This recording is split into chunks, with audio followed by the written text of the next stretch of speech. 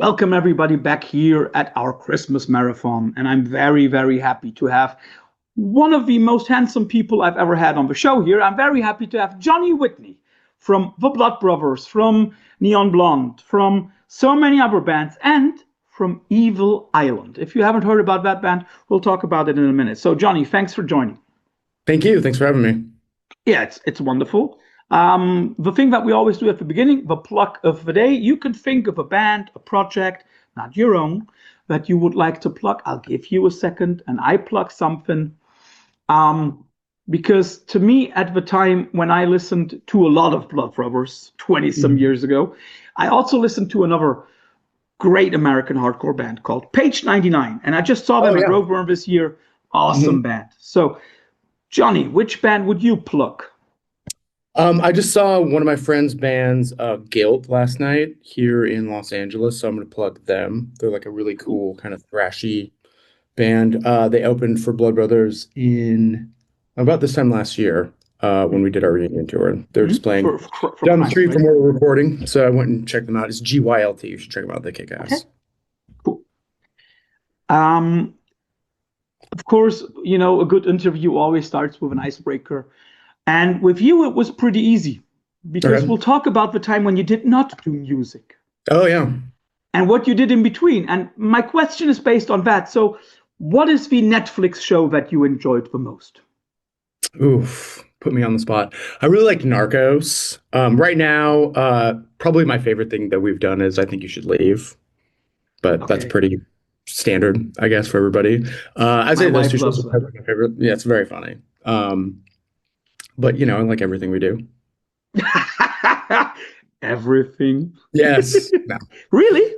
Cool. No, not really. I mean, but I love working here. It's my favorite job I've ever had in my entire life. So cool. I will say nothing bad about it. I think that is the most important thing for anybody, to find a job in life that you love. That sure as hell is very, very important. Let's start off with your musical journey. Do you remember a first record that you ever bought for yourself? Which one was it? Oh, that I like, that was like impactful to me, or literally the first one? Maybe let's do both. The first one that sparked something in you, and the first one that you really bought. Yeah, I mean, the first one that sparked something in me, I mean, we're in like MC Hammer Vanilla-ized territory with how old I am, right? I was really into like that kind of like radio, hip hop, whatever music when I was like in elementary school. And that was probably the first thing I really bought. The first thing I obviously that ever like made me feel like I wanted to do music is Nevermind. The Nirvana record. Yeah. I mean, I was... You were 10, right? 10, 11, something like that? Yeah, I was 10 exactly when that came out. So I was in elementary school. I heard it through like a friend's older brother, which is like the standard way of finding out about cool stuff. And I bought it and just listened it to death. And it wasn't a record, it was a tape, to be fair, but yeah. That would be it. And then literally listen to it to death, because with cassettes that was easy? No, not literally. That only happened to me twice, and once one of them was my copy of Nevermind. The CD that I had after I think like 6-7 years just simply had so many scratches. I had to buy it again. Yeah. It's interesting, right? It's like the beginning of the 90s. It's this kind of grunge thing. And it's, of course, one thing that most people would not associate with the music that you make yourself. Oh, yeah? I mean, like, you come from an area close to where the grunge thing happened. It was Seattle, right? Yeah. So how was life for an elementary kid during the heydays of grunge? So it was, you know... Growing up in Seattle is just a very interesting place to grow up. I think that it's both like one of the like most inspiring and most like bleak and debilitating environments to really be in, especially as a child, because it's so dark all the time. And I think that everybody that I know that I grew up with has like the same personality disorder kind of that I think is really based on like um, lack of exposure to sunlight because it really does like it's like most of the year it is so dark outside and it just like and I didn't really realize it till Blood Brothers started touring a bunch, and I, got to get out of the Pacific Northwest in a significant way. How just drastically different it feels to like not live in a place like that. That doesn't have anything to do with grunge, but the thing that was we were so lucky. Like, when the Blood Brothers started to break, like in the early 2000s, I would get people that would ask me all the time, like, hey, like I'm in a band and I'm here in like Des Moines, Iowa, like, and I want to, get stuff going. What do I do? Like, how did you guys do it?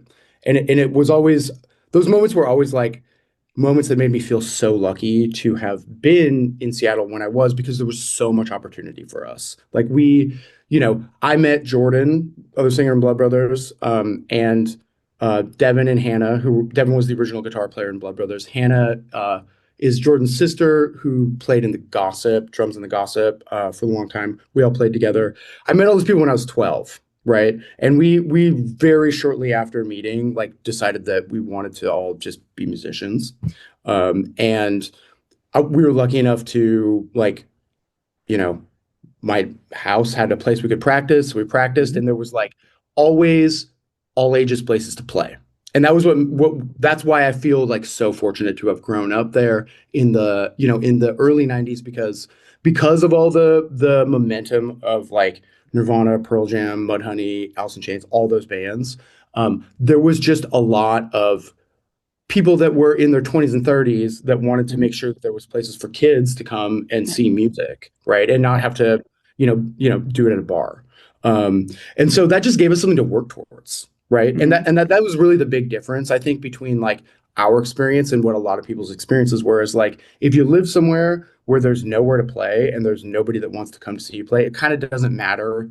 I mean, it just makes it a lot more difficult. The barrier of entry of actually like getting good, because the only thing you really makes you get good at this is just doing it over and over again. It's like stand-up comics. You can't like become a stand-up comedian in a vacuum. You have to like do it in front of people. And like by the time Blood Brothers were actually like touring, we had already played hundreds of shows, between the ages of like 13 and 18, just because of like, places like the old Firehouse, Ground Zero, Velvet Elvis. There was like 4 or 5 different places within the Seattle area my entire youth where I could go see shows every weekend if I wanted to. And that was, I'm so grateful for that part of it. I mean, like, I would literally not be talking to you here right now if I had not had that experience. No chance. Yeah, I can imagine that. I mean, like an area that is so, in a way, away from everything else. I mean, like the Pacific Northwest is just simply hundreds of kilometers away from every major area. Yeah. And I mean, like, okay, this is grunge, but how then did your love for this kind of music, which, for lack of a better term, let's just call it punk, okay? Yeah. When did that spark? What did that spark? It really just came out of going to shows. So like we started getting into like hardcore and like straight edge punk music. I think we were around about like 14. And it was really through, again, like enterprising 20 to 30-year-olds that would just show up at all ages shows. And this is pre-streaming, obviously. But like, and it's also like there's no barrier to access for music now. I mean, this is kind of like an obvious duh thing to say, but like in the 90s, you had to like be close to a record store or know somebody that did a distro or like have an older brother to like learn about certain things. And so we were lucky enough that there was a couple different people that would do like record distros, and they would just come to shows and lay out on the table like all these different like hardcore records that you couldn't buy in stores. And that was kind of how we got into it. And I think the first, like, Swing Kids were like the first band that I remember hearing that made me want to do music like Blood Brothers. And I 100% heard about that through I think it was called Checkmate. It was one of the guys in this hardcore band called Trial, which you may or may not have ever heard of. I think I do. Yeah. What's that? I think I Uh, did, but I'm not sure yeah, though. they were big in they were pretty big in in that circuit in the early 2000s. But anyways, yeah, I mean, he came and laid out a bunch of 7 inches. I bought a Swing Kid 7 inch, and that was like, oh, this is kind of what I want. Like, we should do something like this. So that was kind of it. I mean, it's not like a terribly interesting story, but it is kind of just illuminating on like how fucking lucky we were to be children in this. Like, at the time I didn't really appreciate it. I felt like I remember thinking a lot of times like, oh, I wish I would like lived in New York, or like, somewhere that was like a classic punk sort of area. I remember thinking these stupid thoughts when I was little, not really realizing that like I was growing up in like one of the most amazing places to like be into music, period. Like, I got to see so many bands, like, said Modest Mouse when they were nothing. I've seen Elliott Smith like 7 times with just like 10 feet away, just, playing an acoustic guitar. There's just so much stuff that went through there. And it was like the perfect time to be 16 or whatever. So, yeah. And I also think, I don't know if you would agree. I mean, I'm a little older than you, a few years, but I still remember like looking through the distro catalogs and looking at, okay, this band sounds like XYZ. And then you bought it without knowing anything about it. Yeah. And you cherished those things, even if it might have been the worst thing ever, but it was like, right. And nowadays I think it's over accessibility of everything. Yeah. It's when I look at my daughter, she listens to so much different stuff.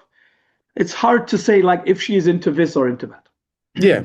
It's just different for young people now, because like there's no, you don't invest as much of your identity into like what you listen to as it was in the 90s. And I think that has a lot to do with like, you have to actually spend material capital in order to like acquire music. So that's what you had to do before. And now it's just totally frictionless, which is awesome, kind of. In one way. Also in one way, but not in many others.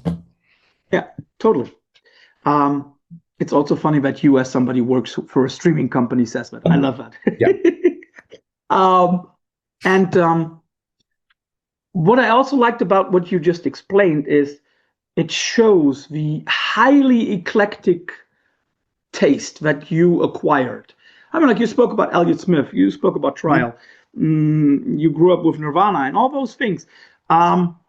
Would you say that this kind of eclecticism was also part of the Blood Brothers?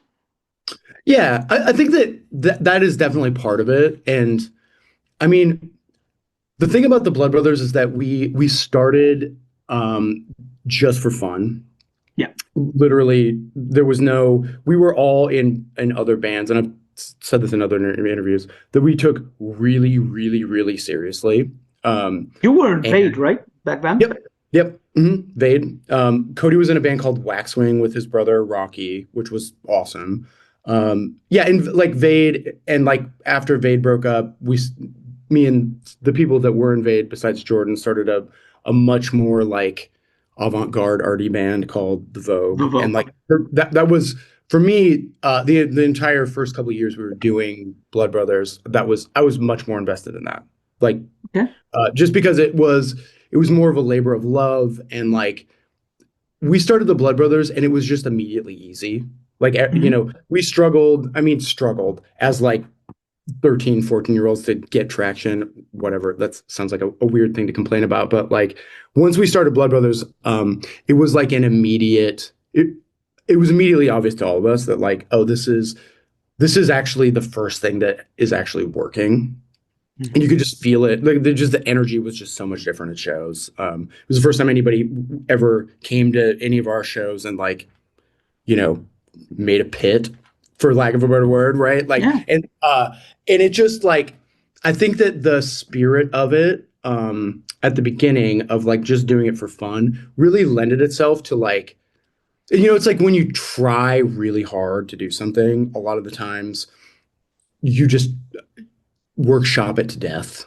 right? Mm-hmm. And a lot of the times when you're just trying to do something that's just kind of like an expression or like, letting something go, the ideas tend to be like slightly more pure, right? Because you're not overthinking it. And that Yeah. that was like the first couple of years of that band was like that. So like the eclecticism though, good to go back to your question, it really came out a lot more when we got our first record deal with Ross, uh Burn Piano and Burn Ross Robinson. And it became our main thing, right? And like, uh, Morgan, bass player, comes from like a very different musical background than the rest of us. Cody has very different musical taste than the rest of, like, we all had very different things we were bringing to the table. And once the band became a much bigger band, um, we kind of started getting more eclectic just by virtue of the fact that it was kind of boring to just do the same thing we had done before. And it's like I think everybody kind of had the mentality that like, oh, this is what we're doing for our main thing now. So let's try to make it the most representative of like the things that we are interested in. And Mm-hmm. what we're interested in was very, very eclectic and very different from each other. And that's kind of why you saw like in on Burn Piano and Burn like a lot of different kinds of songs than were on the previous two records. Um, just because it was a different world for us. We had so much more opportunity, and it was like, okay, this gets to be, you're not going to make any money really, but this is your only job.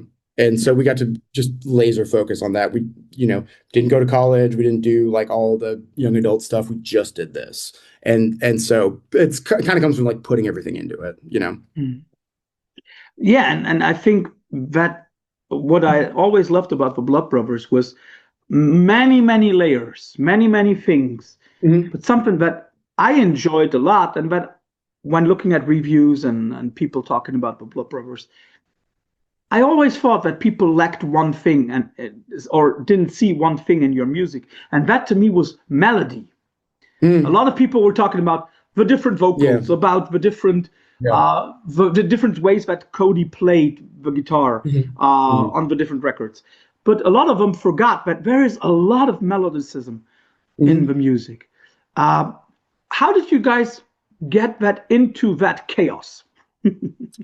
Yeah, especially in those early days, it was very hard, right? And I realized now with Evil Island and like writing songs to with Cody again and doing it with just one singer in a band that sounds a lot like Blood Brothers, Yeah.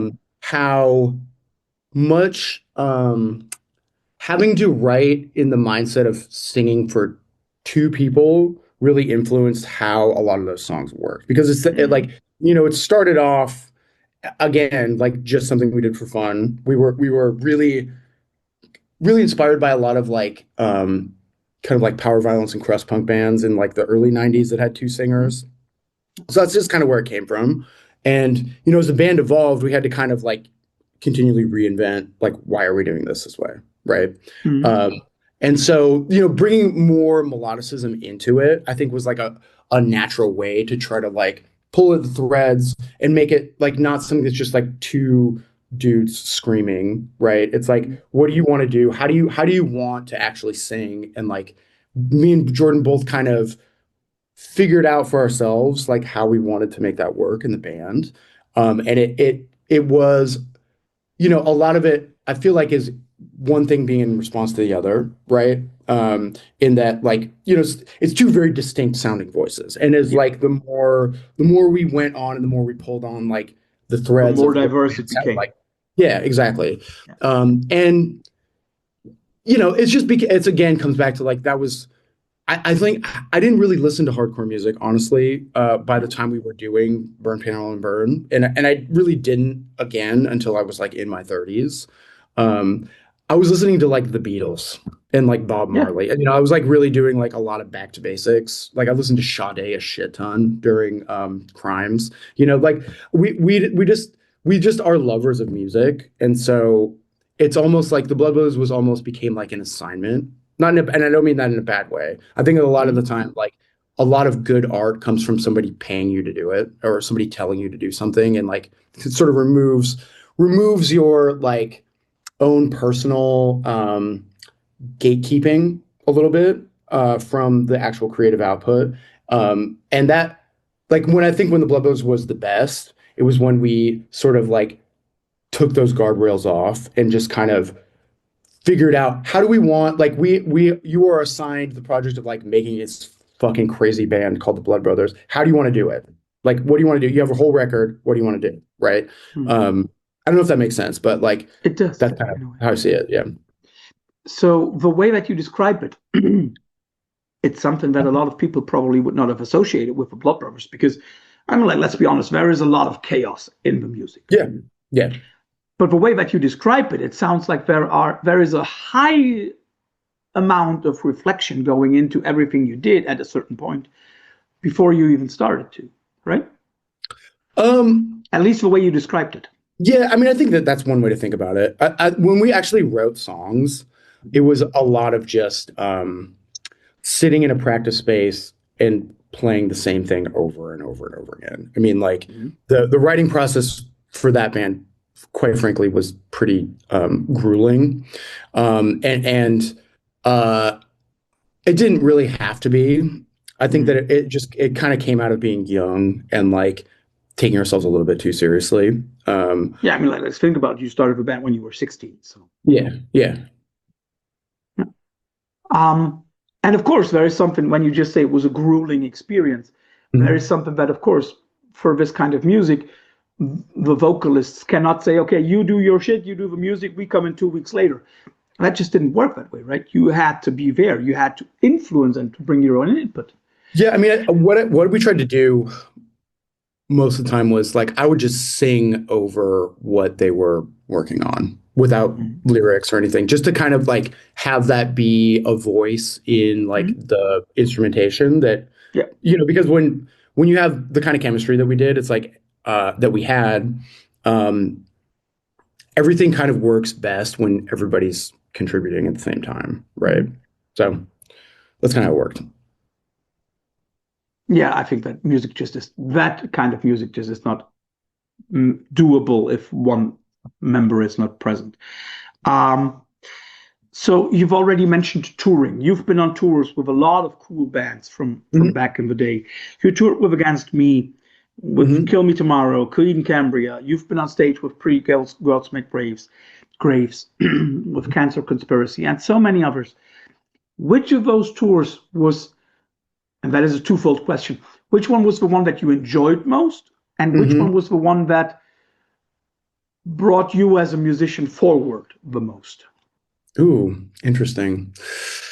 When I think back to all the touring that we ever did, that sounds so like, oh, all the tours that we did. No, I'm just trying to think. I'm trying to think of scope. Okay. No.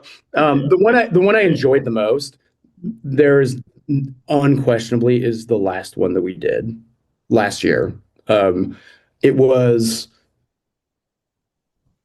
like, it's kind of indescribable how fun it was and how much I enjoyed doing it. Like it was so cathartic to come back to this after. I mean, we did a sort of reunion tour in 2014, but it was just a couple festivals basically. But to come back and be able to, you know, perform for 5 times the amount of people that we would have in any given city, to see like the enthusiasm that people were giving back to us, to meet people like every night that were like 7 when we broke up, that have gotten into us since then. Like I really honestly, it seems naive, but I kind of, it felt like the world had sort of forgotten about us. Not, I mean that in such a dramatic way, but like I was not anticipating like what was given back to us for those shows. And like it was the first time I really ever actually tried to be good at being in the Blood Brothers. Like I kind of always took it for granted that like I never really examined what I was doing, I think is what I'll say. And like I prepared more for that tour than any other tour I've ever done. And just because I wanted to make sure I didn't want to come back and have it be like kind of like, nah, like I like if know we what were you gonna mean. come back, it had to be like even better performances, even more like impactful than when we were before. So I really wanted to make sure that I was better. I was a better performer than when I was when we broke up. And I feel like for me personally, I feel like that happened for sure. And it was just so fun to see the guys again and like get back Mhm. together and like, just be in each other's spaces again Mhm. after all these years. I mean, it's like when you spend that much time with anyone, it's like there's a bond that just it's never going to go away, right? Even Mhm. with I'm currently playing in a band with two of them. I'm not currently playing in a band with the other two of them. I still love both of them, and they will still be in my life and be my friends forever, even though Mhm. like we're not doing music together anymore. There's just chemistry that never goes away. So that was great. The one where I grew the most as a musician, I'm gonna have to say like um, probably the first the first real US tour that we did was with Orchid and this band called the Red Scare, and actually Page 99 played a bunch of those shows Mhm. in a band called Songs Zarathustra, and it was right after we graduated, or it was a year after we graduated high school, so this would have been like 2000. Mhm. And it was just it was so I mean I picked that one because it's kind of like it's like a before and after thing, right? Where like everything, my whole perception of what it was like to be in a band and like be an adult and like be in America and like live Mhm. in this country totally changed after I did that. After just like literally, it was like a 6 week tour. We were in a van. It was hot as fuck. Like we were sleeping on people's floors. Like, it was rough, but it was really fucking fun. And it was like, there's never like, there wasn't those early tours. There was much more of a like sense of camaraderie and the Mhm. scrappiness of it, right? Because we were all just kind of like really literally just doing it for fun and Mhm. meeting tons of people and just seeing how, like what does Moline, Illinois look like? Right? Mhm. Like Yeah. it's just really eye-opening and really like there's just, when I think back on it, there's like the most amount of like wonder that I can recall from like Mhm. being on tour. A lot of it's very grueling and a lot of it's just doing the same shit over and over and over again. So I mean, I think naturally like the first couple times are going to feel like the biggest areas of like where I grew. Yeah. Yeah, probably because the first thing, right? So now Yeah. this is, yeah, I know what you mean. Um, we have been talking about melody. Hmm. Um, we also have been talking about chaos. So there is a lot of experiment, or there was a lot of experimentation, at least for the uninitiated listener. Hmm. And at the same time, and here we come back a little bit to melody, there was also always a certain accessibility. Uh, Hmm. I'm very sure that you guys felt this kind of contrast, that paradox, when you Hmm. wrote those songs. Um, how much of a strive was it to get both things together in songs or on a record? Hmm. That part actually wasn't that hard. I think that the Cool. hardest part was like, um, especially on some of the songs like on Burn, Piano Island Burn, or like even March on Electric Children, they're really long, and like Mhm. trying to figure out a way, like we really needed an editor, Mhm. and there are probably people that will not agree with me on this that like these songs, but you know, like when we went to do the tour and figure out like where we were going to play, we really wanted to play USA Nails. But it's just such a long song, and like it really feels like after the second chorus, there's a bunch of stuff in it that doesn't need to be in it. So Mhm. we just smash cut to a different song, like after the second chorus of that song. So I say that in like the challenge was not so much um, putting melody into it, but keeping it interesting Yeah. because it was so relentless. And in hindsight, I think that one of the things I could have done to keep it interesting is just not sing over every single fucking part in the song, which for whatever reason never dawned on me. And when I listen back to these songs now, sometimes I'm like, will you shut the fuck up for 5 seconds and let these motherfuckers play their instruments, right? Yeah. Yeah. But it was all very. There was nothing that was. And I hope that it sounds this way. It didn't feel forced. It just kind of felt like the logical progression of like what we were going to do. So let's then already get the first question for Evil Island. Okay. Did you learn to shut the fuck up for 5 seconds? I did. Yeah. Yeah.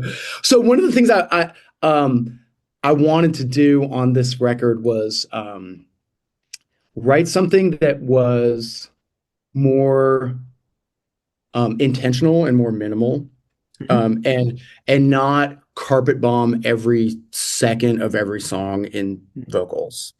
And I wanted to do that, one, because it's like I wanted it to feel more live sounding. Like I wanted it to feel like I have one song left to do today, and then I'm done with vocals.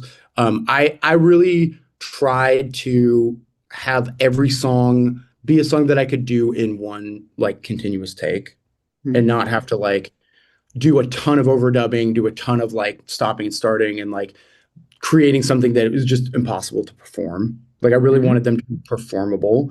And like it is it's interesting to go from, because the music, I mean, I'm not even gonna like parse words. It is like, to me, the logical continuation of Blood Brothers. Like musically, it sounds like I mean, after the tour ended, I really, really wanted to do another record, and we just couldn't make it work. And if I had been able to do it, this is what I would have wanted to sound like, right? And so having the opportunity to write for one vocalist to music that sounds like the Blood Brothers was an interesting challenge, right? Because it would have been really easy to just go like revert to form and just write Jordan parts and write me parts and like do them both.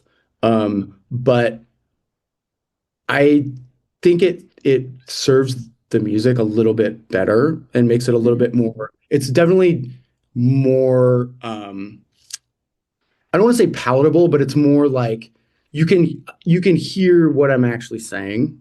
Like you can hear the lyrics really well. Like you can hear what I'm doing more clearly.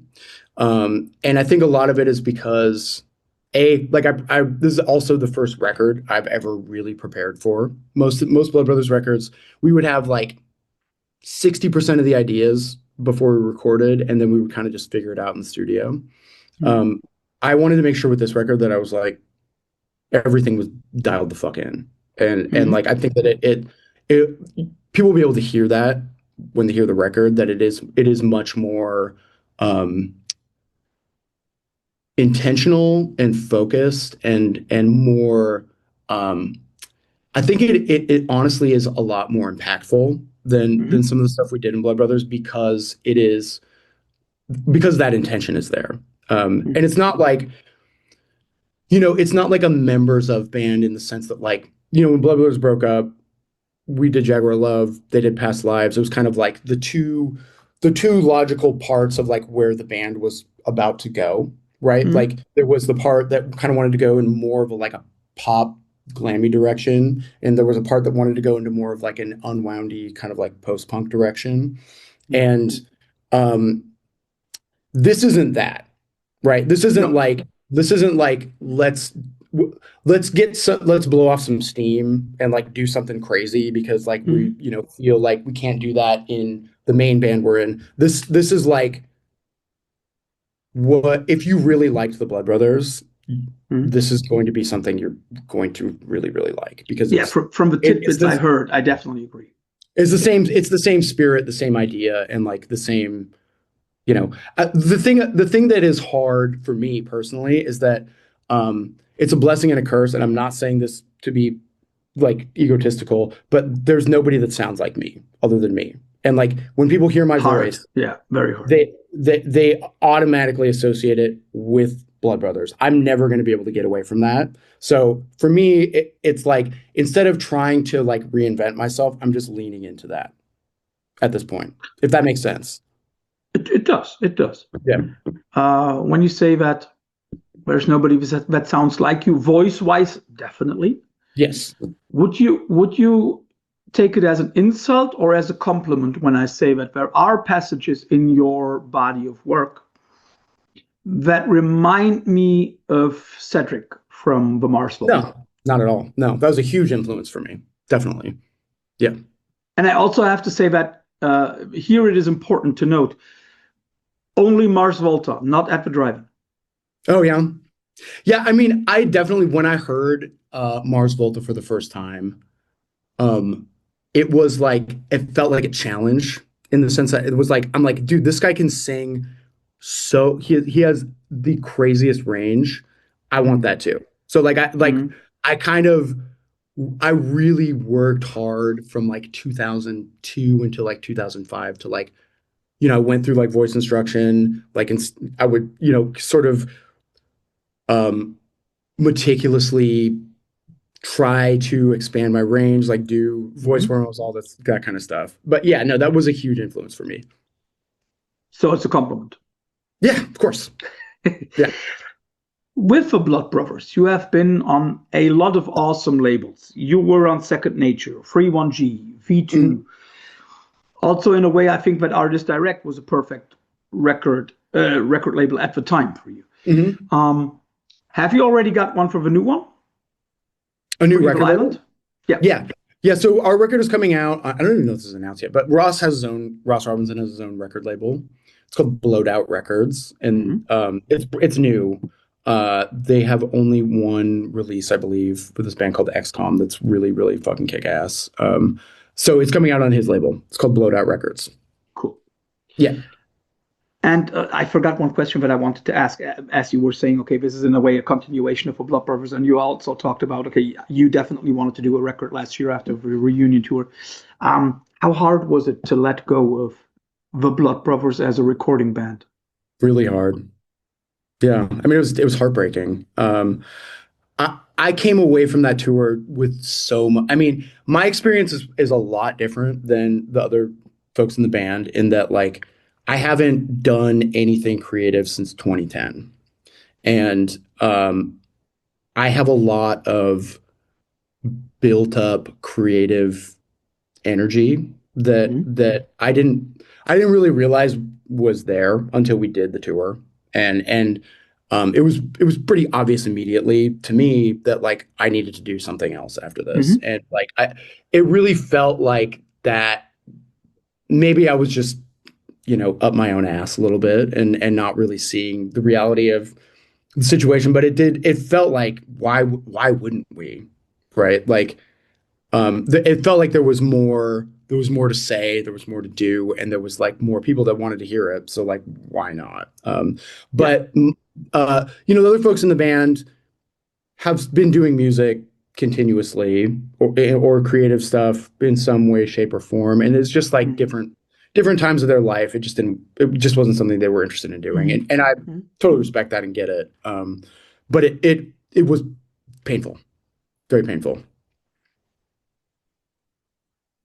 Something that, when doing a little bit of research for this interview, something that struck me was that you had to endure some of the same shit that my friend Natasha Gray from Boys That's Fire, back then Nathan, also had to experience. That a lot of people, how should I say, looked at you and Jordan in a way like, okay, what are these two, and sorry for the word, pussies, doing on stage?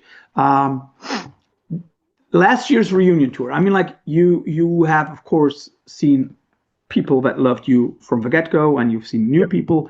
But do you feel that nowadays it's less about your personality than before, in a positive way? What do you mean by that? That it's less about any kind of femininity, less about, those two are not the jocks that Davey Havok is, or like. Yeah. No, I mean, it's a very different world now. I mean, we were called the F slur regularly when we would go on those big tours, like, you said Cody and Cambria. AFI, somebody screamed at us, "Shoot yourself in the head, you fucking F slur," and then threw their shoes at us while we were on stage. Like, I mean, there was a lot of, like, none of us are, you know, none of us are gay, but we are effeminate. And we never were really interested in like hiding that. Yeah. And I've met so many people that have told me how much it meant to them to see somebody that is in the position that we were in be unafraid to be like authentic in that way, and Yeah. how it gave them a kind of permission structure for them to do what they wanted to do and to be themselves and be unafraid. And that's really so heartwarming and amazing. And it just makes it, I don't know. I love hearing that from people because I don't know. I just do. And it is just a different world now. I mean, people are so much more accepting of all kinds of lifestyles. It's not like you literally couldn't scream that at people at shows anymore. Like, that's just Well, not. you could, but you would be beaten. Correct. Yeah, or you would just be removed or whatever. Yeah. But it's I think that people don't remember how commonplace it was to just scream that at anybody. You know. I remember a time when the F word was the favorite curse word of everybody. Yeah, right. Um, Apart from this wish to express yourself, to give a voice to your creativity, is this kind of giving back? Is this affirmation of what you were doing with the Blood Brothers? Is that maybe also a kind of drive for Evil Island? Like, okay, I still want to represent that. I still want to give people something that they can cling on to that helps people. Yeah, I mean, in the sense that, yeah, I mean, that's always there. And we are like, no matter what, like, we are always, the stuff that me and Cody and Mark have done has always had like a bit of it's always more avant-garde than what is in the mainstream, even, no matter what genre we're doing, and like giving voice to that, I think, is really important. But I mean, I think above everything, the thing that drove us to want to do this is we just wanted to play music again. We just wanted to write songs with each other again. And like, we had some, like, Cody came up with some unbelievable songs for us to write to. Like, we had to do it mostly remote because we don't live in the same cities anymore. But once we started writing to the songs, and once the ideas started coming out for these songs, it was like so affirming and so apparent that, like, the feeling that I had that there was more was right, and that there was more. And like, I think that people are going to hear that when they hear the record, because it is like, it's just really, it's really good. It's like, it really is probably my favorite thing I've ever worked on, and the most I've gotten out of a piece of music ever. For yourself? Yes, definitely. And the most I felt like I set out to do something with intention, and like, it ended up better than I thought it would be. If that makes sense.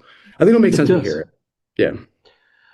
And then let's talk about that moment back in 2010, 11, when you basically stepped away from music.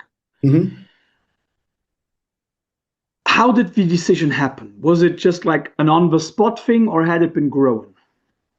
Yeah, it had been growing. I mean, I felt like that the last Jaguar Love record was really a make or break thing for me and Cody.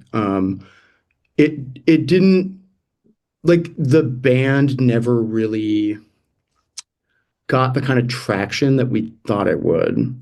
And I wanted Hologram Jams to be, I mean, Hologram Jams in a way was the record that I wanted to make for the first Jaguar Love record. Mhm. And it just, I don't really feel like I had the language or like the tools to really do it that way. And so that's why Mhm. it came out much different than that. Mhm. Um, and it just got to be really too hard. It got to be too Mhm. hard to be, you know, broke all the time, to put so much of yourself into a band and not feel like it was um, going to go anywhere, if that makes Mhm. sense. And I just Yeah. really, after so long at it, I just really wanted to make sure that I wasn't going to, live in poverty my entire life. Mhm. And that's kind of how it felt like it was about to go. And there is a thing when you like we had to give up everything for Blood Mhm. Brothers and for Jaguar Love. Like every normal adult thing that people take for granted, having friends, having family, having like a stable career, having some kind of like, you know, uh safety net, anything, money, Relationship, right? relationships are strained, definitely. Like um after giving up all that, as the closer you get to like middle age, the fucking scary. 30 in your case.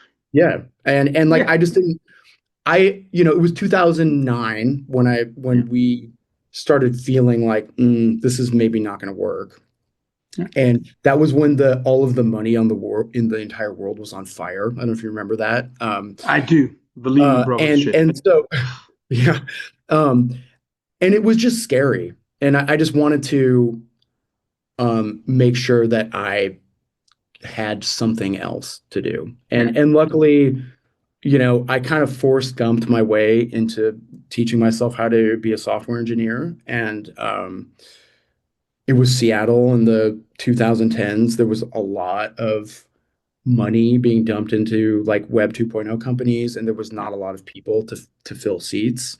And so that kind of put me in the right place at the right time to be a fake it till you make it kind of person. And so I got lucky because I think that there's a lot of other realities that could have happened that would have Yeah. made for a much harder life for me. And certainly, like the fact that I'm here talking to you and I'm in LA recording a record and working at Netflix at the same time, 100% wouldn't be able to do that if I weren't working at Netflix. I'm so grateful to Mhm. have this as like a way to support myself and also have music in my life too. And then let's get to that one point in 2024. You've done the tour. Mhm. You've tried recording a new Blood Brothers record, didn't work. We didn't Or you've try. recorded what? We didn't even get to the point of it Yeah, was yeah. I want to correct myself. We're yeah. trying to get something like not recorded but written, right? And you still had that huge energy in you, the creativity that wanted to Mhm. get out. How quick was Evil Island a thing? Very quick. So we Okay. started um I think that we kind of realized it was over in February. And I don't want to go into too So 9 months ago. yeah. Yeah, yeah, yeah. Um and Cody and I started working on new songs in March. Mm. Um Okay. and at first it was just me and him doing it together. Um and once we started realizing that what we were doing was really great. It started off as like let's just see what happens, right? And then after we had done a few songs, we had both felt really good about it. It was like, well, who should we have play drums? Obviously, let's have Mark do it because he's the greatest drummer we have ever played with. He's one of the most insane, like beautiful, creative minds that has ever been a part of anything I've done, and he fucking kicks ass at drums. And him and Cody have insane chemistry together. I mean, like they have like a brain lock between each other. That it like, and I say that having played with other drummers and Cody, like they just have an intuitive thing, energy together. That and like so then we had him do it, or we asked him to do it. He was interested, and then it kind of just went from there. We have like between 13 and 14 songs we're trying to record. We're definitely going to do 13. Everything just happened really, really fast. And I think that speaks to like how much we all kind of needed it. So. And when did you get Autry on board? Pretty recently. I think August or September. Yeah. And we met him from through a friend of a friend. You had never shared stage? No. Well, we were he was in a band called Shock Cinema in the early 2000s that I have no memory of this, but Blood Brothers did play with them in Atlanta. But that was over 20 years ago. And I don't remember it, but before that, no, we had never. He was in Trail of Dead after we toured with Trail of Dead, so we didn't meet with that. Yeah. He was not part of the original lineup of Trail of Dead, but of course you are aware that you are now getting somebody on board of Evil Island who has his own musical history. How interesting is it? I'm not saying difficult, but interesting is it to get those two things together? Somebody who played with Trail of Dead and Off. I mean, like, how far apart can bands be? How interesting is it to blend that?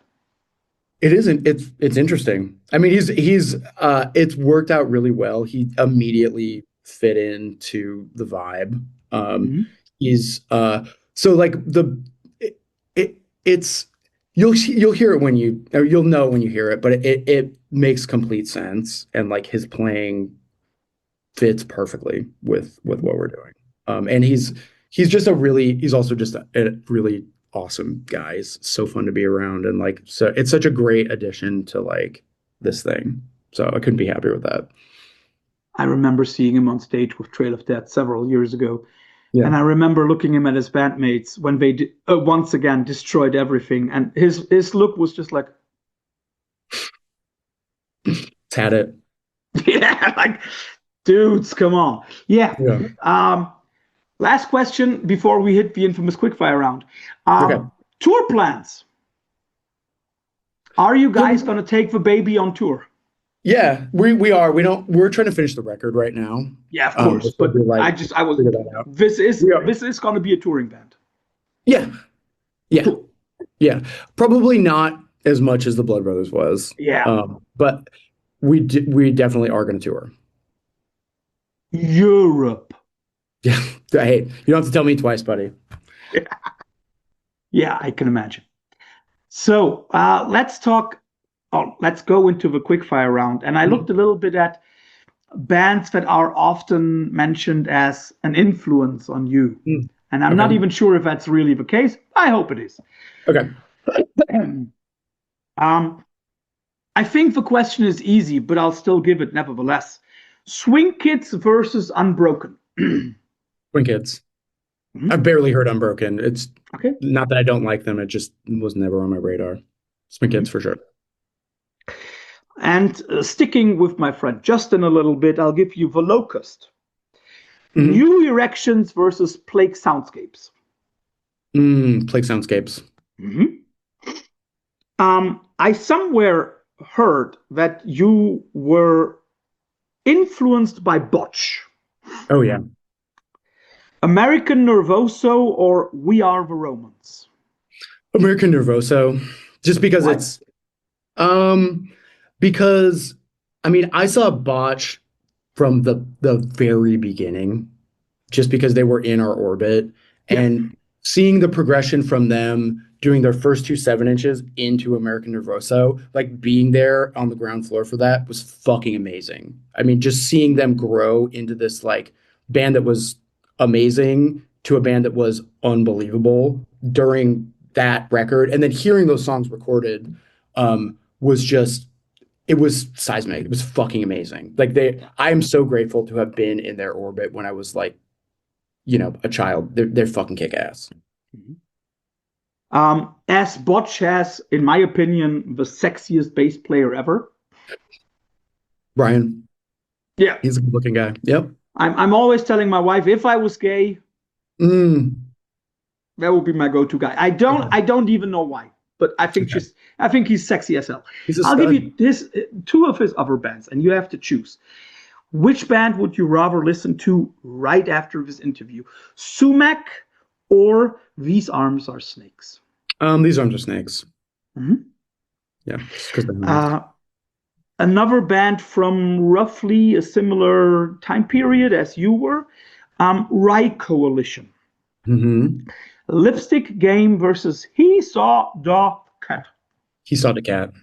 Mhm. Easy, easy. Easy? That record. That I mean, I love Lipstick Game too, but again, He Saw the Cat was like their first like record Yeah. that they put out. I remember taking the bus to the record store, buying it, bringing it home, listening to the shit out of it. I mean, Mhm. they're such a good fucking band. I mean, god damn it, dude. They're so good. Love them. Yeah. And it's also one of those bands where I would say way too underappreciated. Oh yeah. Yeah. Yeah. I have three more. No, four Okay. more, actually. There is a certain love for post-punk in a lot of the things that you do. So I'll give you Mhm. two post-punk bands. Not the obvious shit like Joy Division or New Order. Everybody talks Okay. about them. I'll give you Gang of Four versus Mission to Burma. King of Four. Okay. Do you Um, have a favorite Gang of Four record? what is it off the top of my head? The one was like I Love a Man in Uniform. Can't remember the name of the record. Um, we'll put it in post. I'm not sure. Look it up. No, I'm gonna look it up. Um, just a second. Already got it. Songs of a Freak. Yes, that one. And I confess, I was not a huge Game of Four fan until maybe 5 or 6 years ago. Just Okay. for no reason whatsoever. They just never Mhm. came across my radar. But I really love that record. Do you know if some of your former bandmates, and maybe some of the new ones, were Gang of Four fans? I don't think so. I think that it's more like there was just runoff from bands that were influenced by Gang of Four Mhm. that were, I mean, I think Cody's probably way more influenced by like Yeah Yeah Yeahs than Gang of Four, but Yeah Yeah Mhm. Yeahs influenced by Gang of Four, so it's kind of Yeah, like obviously. by virtue of association kind of thing. Yeah. Last general band question before we come Hmm. to a little bit more abstract musical level. Drive Like Jehu, Hmm. self-titled or Yank Crime? Self-titled. Mhm. I just Also because it's the only one, the older one. no. I came into contact with both of them at the same time. I just like the self-titled more because it's less um people are gonna get mad. It's a little less masturbatory, I think, than Yank Crime. Like Yeah. and it's a little more to the point. I was a huge I was and am I fucking love Rock from the Crypt. They're one of my favorite bands. Mhm. And like I feel like it has more of like a uh more intentional and more of a pop sensibility, I guess, Mhm. than Yank Crime. I love Yank Crime too. Don't get it Mhm. twisted, but I always like the self-titled one a little bit better. Would you say that you're generally a Speedo fan? Yeah. Oh yeah. Hmm? Yeah. Absolutely. So, because of eclecticism in your band, I thought I'll give you a difficult one, and I'm not even able to guess which one you choose. Um, what do you think was more of an influence on the Blood Brothers? The openness, the open, everything goes kind of attitude of jazz, or the danceability of electronic music? Um, that question would be answered so differently by almost anybody else in the band. I think I would say if I were to say jazz, I don't like jazz personally. No shade on people that do. I do appreciate the improvisational element of it, and Morgan is the greatest bass player, one of the greatest bass players of all time. And he, I swear to God, has never played the same bass line the same way twice. I mean, that's just Mhm. how he plays. And it's Mhm. it's so musical, so lyrical, and so intentional without really having intention. And I know he gets that from you know, listening to jazz his whole life, and like that is where his musical locus comes from, and like the bass was such a huge part of the Blood Brothers, and just such an amazing anchor for all of the insanity, but also like expressive in the way a guitar is, but without being trying to get in the way of guitar, if that makes sense. And Yeah, like, it makes it. It's again using your word. It's not masturbatory. no, it's not. And that's what I don't like about jazz. And it that and Yeah, I know what you mean. but I would say dance music, you know, it's music that you dance to. The Blood Brothers is just music that people like. It makes people want to move. Yeah, And that was always a big part of the intention of writing the songs. So if I were to take that answer, I would say those were the reasons for it. I would say if you asked me, probably dance music, just because of my personal taste in music. Yeah. that was a very very good answer There you because go. it's very understandable. Last one. Hmm. I'm pretty sure I know your answer, but hip hop, yes or no? Yes. I thought Emphatically, so. yes. Do, Yeah. do you have a favorite hip hop artist, or some maybe not favorite, but somebody that you just simply like? Or you still have a Yeah, good I mean, I time? listen to hip hop is what I listen to mostly. And I don't know. I like basic bitch stuff a little bit. Like I listen to Future all the time. I listen to like Kendrick Lamar all the time. I've been like into this rapper called Germ, a lot. Mhm. But I just, it's just part of what is always playing whenever I'm doing anything. So I love hip hop. Yeah. I thought so. I was very sure. Yeah. Um, Also because you've Oh yeah, already Danny said that you Brown. don't. Danny Brown is my favorite hip hop artist. I don't know why I didn't fucking think of that. Danny Brown. Danny Brown is my favorite hip hop artist. He is my dream. Like, if I want to someday do a song with Danny Brown. I love Danny Brown. That would be an interesting collaboration. Hmm. I would be very much interested in that. Hmm. Johnny, thanks for all your time. Thanks for the Yeah. insight into your progression as a musician and also into the new record. I'm very, very sure that a lot of people will take this as a spark of interest, and they should. From the tidbits that I heard, it's going to be highly interesting. And for Hmm. everybody who's been listening to this, tune back in tomorrow. We still have a few days left on our Christmas marathon. It will again be something different, but everybody who listens to this kind of stuff here knows that we are not one genre things. So, Johnny, thanks for your time. Enjoy the rest of Thank your day, you. my friend. Yeah. Thank you. Take care.